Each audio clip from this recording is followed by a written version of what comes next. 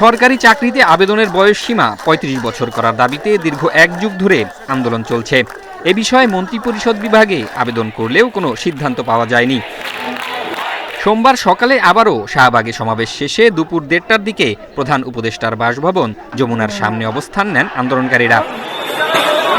এক পর্যায়ে তাদের ছত্রভঙ্গ করতে টিয়ার শেল ও সানগ্রেনেড ছোড়ে পুলিশ। এ সময় আহত হন বেশ কয়েকজন। এই ঘটনার পর আরও তীব্র হয় আন্দোলন। চাকরিতে প্রবেশের বয়সসীমা ৩৫ করার প্রজ্ঞাপন না নিয়ে অবস্থান ছাড়বেন না বলে ঘোষণা দেন শিক্ষার্থীরা। তারা সশস্ত্র আক্রমণ করে, অনেককে বেধড়ক লাঠিচার্জ করে এবং টিয়ার সেল নিক্ষেপ করে। আমাদের দেয়ালে পিঠ থেকে গিয়েছে। আমরা আমাদের রাষ্ট্রের অভিভাবকের কাছে এসেছি, আমরা তার সঙ্গে দেখা করে শুধুমাত্র আমাদের প্রজ্ঞাপন দিবে, আমরা ঘরে চলে যাব। এখানে মরতেও রাজি আছি, তবুও আমরা আজকের দিনের মধ্যে এই ৩৫-এর বাস্তবায়ন করিয়েই যাব। আমরা ৩০-এর শৃঙ্খল আমরা মানি না। আমরা ৩৫ বাস্তবায়ন করব।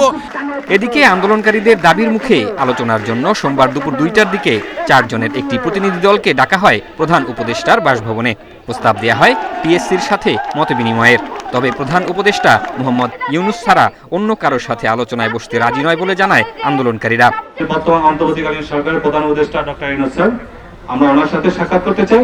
উনি যদি বলেন দাবি যৌক্তিক, আমরা অবশ্যই এখান থেকে খুব দ্রুতই চলে যাব। আমাদের কোনো দাবি থাকবে না। লাশের কাফনের কাপড় পরে লাশ হয়ে এখানে থাকবো।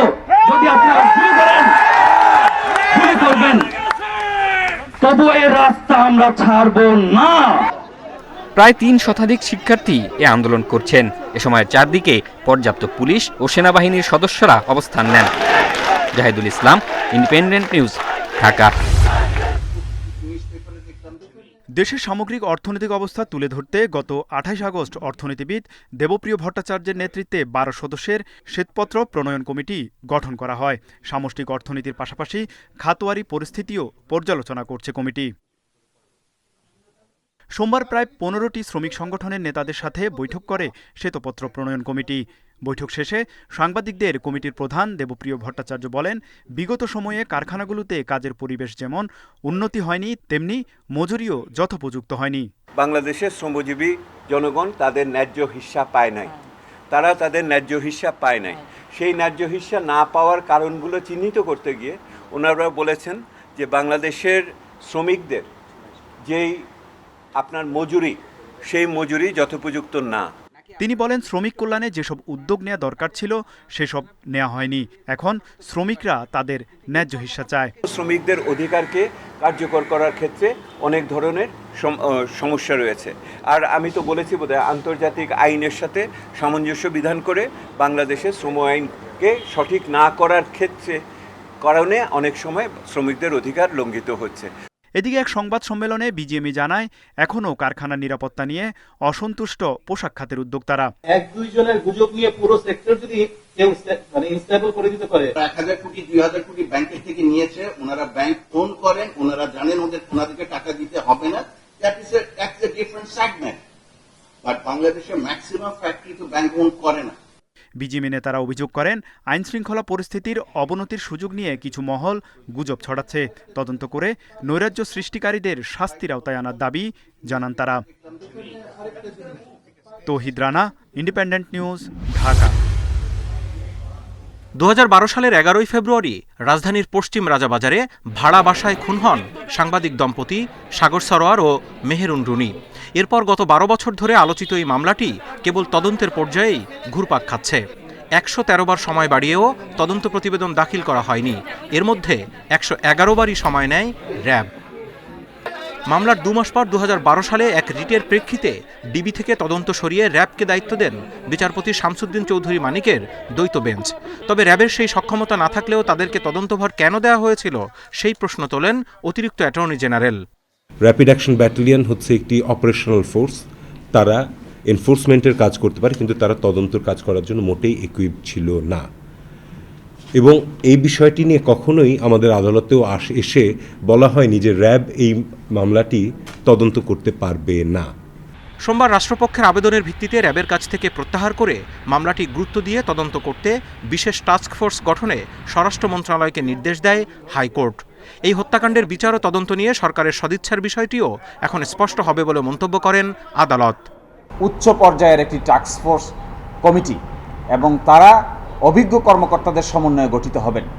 আশা করা যায় এই প্রক্রিয়া তদন্ত অগ্রসর হলে যে ক্লুগুলো আমরা পেয়েছি, আরও যে সমস্ত কনফিডেন্সিয়াল ডকুমেন্ট আমাদের দেখার সুযোগ হয়েছে, আশা করা যায় এরই মাধ্যমে দীর্ঘদিন পরে এই রহস্যের উন্মোচন হবে। স্পেসিফিক কোনো বাহিনীকে না দিয়ে বিশেষ করে র্যাবকে যে বাদ দেওয়া হলো, এটা আমরা খুবই খুশি। কারণ আসলে র্যাব শুরু থেকেই তদন্তের কিছুই করেননি, তারা প্রথম দিকে আসলে আমাদের প্রেশারাইজ করেছে। জাতির উদ্দেশ্যে দেয়া প্রথম ভাষণে সাগর রুনি হত্যার এই আলোচিত মামলাটি গুরুত্ব সহকারে পরিচালনার আশ্বাস দিয়েছিলেন প্রধান উপদেষ্টা doctor Mohammad Yunus. Zahidul Bashar, independent news, Dhaka. Teesta নদীর পানি কমতে শুরু করায় লালমনিরহাটের বিভিন্ন এলাকা থেকে সরছে পানি। তবে নিচু এলাকায় রাস্তাঘাট, ঘরবাড়ি, আবাদি জমি এখনও তলিয়ে থাকায় ভোগান্তিতে 5 উপজেলার অর্ধলক্ষাধিক মানুষ। আস্তার মধ্যে মনে করে 2 দিন থেকে খাড়া হয়ে আসি, মশাই তো শেষ করবে নাকছে। পাকশাক করে একটু খাবো এরও বুদ্ধি নাই, আমাদের এখানে কোনো কাজ কামাই করারও বুদ্ধি হচ্ছে না। মেম্বার চেয়ারম্যান যে সহযোগিতা না করে তাহলে কিভাবে চলবে? রংপুরের গঙ্গাচড়া, কাউনিয়া ও পীরগাছা উপজেলার নিচু এলাকায় পানি নামেনি। এসব এলাকার প্রায় 20,000 মানুষ গত 3 দিন ধরে দুর্ভোগে। রান্না বান্না করতে পারছিল না, এখন বাসায় থাকতে পারছিল না। আর আমি তোমার উপরে কি করবো ভাই? সারা রাত পানির মধ্যে ভিজেছিলাম, গরু ছাগল নিয়ে রাস্তা দাঁড়িয়েছিলাম। পানি ইউনিয়ন বোর্ড যদি একটু দেখতো, খেয়াল করতো যে আমরা বাদ গিলে বাঁধতাম, তাহলে ঠিকই আমাদের এলাকার লোকজনের ক্ষতিগ্রস্ত থেকে মুক্ত হইতো। নীলফামারীর নদী তীরবর্তী এলাকার ধান ও সবজি ক্ষেত ডুবেছে বন্যার পানিতে। তবে দ্রুত পানি নেমে গেলে ফসলের তেমন ক্ষতি হবে না বলছে কৃষি বিভাগ। এদিকে কুড়িগ্রামে তিস্তা, ধরলা ও দুধকুমারের ভাঙনে গত 2 দিনে অন্তত 30টি পরিবার গৃহহীন হয়ে পড়েছে। ঝুঁকির মুখে এলাকার 7টি স্কুল। নদী হিসেবে ভাঙতেছে, বুঝছেন? এখন তো খাটাক করে থাকতে পারছি না, মানে ভাঙবে না, খাটাক পেতে আমার বাড়ি থাকবে না। তুলম করে যাওয়ার ঘর নামে খুশি আমরা, জানেন? এখন আমার নাই আর কোনো স্থান নাই, জায়গা নাই, করে ঘর তুলি আর করে কি করি। ভাঙন রোধে স্থানীয় জনপ্রতিনিধিদের সতর্ক করার পাশাপাশি জিও ব্যাগ প্রস্তুত রাখার কথা জানিয়েছে পানি উন্নয়ন বোর্ড। রেশমি নন্দী, ইন্ডিপেন্ডেন্ট নিউজ। রাজধানীর বাণিজ্যিক এলাকা মতিঝিল, এখানে বহুতলেই সিটি সেন্টার নির্মাণের জন্য 2003 সালে অভিব্যক্ত ঢাকা সিটি কর্পোরেশনের সঙ্গে চুক্তি হয় দুবাই বাংলাদেশের যৌথ বিনিয়োগের প্রতিষ্ঠান বেলহাসা একম জেভি লিমিটেডের। নির্মাতা প্রতিষ্ঠানটিতে বেলহাসা ইঞ্জিনিয়ারিংয়ের শেয়ার ছিল 60% আর একম ইঞ্জিনিয়ারিংয়ের 40%। আবার একম ইঞ্জিনিয়ারিংয়ের মালিকানায় ওরিয়নের চেয়ারম্যান ওবায়দুল করিমের সঙ্গে ব্যবসায়ী মজিবুল হকের 40% শেয়ার আছে। তবে পরবর্তীতে বেলহাসা কিংবা মজিবুল হক কাউকে না জানিয়ে ওবায়দুল করিম একাই ওরিয়ন ল্যাবরেটরিজের নামে শেয়ার হস্তান্তর করে নেন জালিয়াতি করে। চুক্তি ও ব্যাংকিং কাগজপত্র ঘেঁটে দেখা যায় বেলহাসা ও একম জেভি লিমিটেডের নামে social investment bank limited SIBL থেকে 40 কোটি টাকা ঋণ নিয়ে সিটি সেন্টারের নির্মাণ কাজ শুরু হয়। পরে শেয়ারধারীদের অজ্ঞাতে ওবায়দুল করিম একাই সিটি সেন্টারের 19টি ফ্লোর ও 3টি কার পার্কিং বিক্রি করেন প্রায় 450 কোটি টাকায়, যার বড় একটি অংশ অন্যত্র সরিয়ে নেওয়া হয়। ভবনটি নির্মাণের পর 2017 সালে রাজনৈতিক প্রভাব খাটিয়ে SIBL থেকে দ্বিতীয় দফায় নির্মাতা প্রতিষ্ঠানটির নামে আবারও 50 কোটি টাকা ঋণ নেওয়া হয়, যার পরিশোধ করা হয়নি। এই কারণে চলতি বছর 31 জুলাই পর্যন্ত বেলহাসা একম জেভির খেলাপি ঋণের পরিমাণ দাঁড়ায় 86 কোটি 38 লাখ টাকারও বেশি। বেলহাসা শেয়ারের বিপরীতে ঋণ ও CIBতে মালিকের নাম দেখে হতবাক দুবাইয়ের কোটিপতি ব্যবসায়ী খোদ মাজেদ আহমেদ বেলহাসা। ব্যাংক ঋণ নেওয়ার সময় বেলহাসার এমডির সই জাল করে নেওয়া হয় বলে তার ধারণা। এজন্য বেলহাসা এখন বাংলাদেশে ঋণ খেলাপি। ওরিয়নের মালিক যিনি একমের শেয়ার হোল্ডিংয়ে আছেন, তিনি সিগনেচার জালিয়াতি করে ফোর্জারির মাধ্যমে ওরিয়নকে এখানে পার্ট করেছে এবং তার ফ্যামিলির যে মেম্বার আছে তাদেরকেও এখানে ঢুকিয়েছে, যেখানে বিড করার সময় এই মেম্বাররা ছিল না। 50 কোটি টাকার লোন হয়েছে, যেটা বেড়ে দাঁড়িয়ে এখন প্রায় 86 কোটি টাকা হয়েছে। এই লোন নেয়ার ব্যাপারে বেলহাসাকে জানানো হয় নাই, কোনো কনসেন্টও নেওয়া হয় নাই, কোনো ডাইরেক্টর মিটিংও হয় নাই, সেখানে অ্যাপ্রুভালও হয় নাই। এদিকে অন্য শেয়ারধারীদের বঞ্চিত করে ওবায়দুল করিম একাই সিটি সেন্টারটি জবরদখল করে রেখেছেন। ভবনটির ভাড়া আদায় করছে ওরিয়ন। পরিবর্তিত রাজনৈতিক প্রেক্ষাপটে ভবনটির মালিকানা ও গেল 14 বছরের ক্ষতিপূরণ আদায়ে মামলার প্রস্তুতি নিচ্ছে বেলহাসা।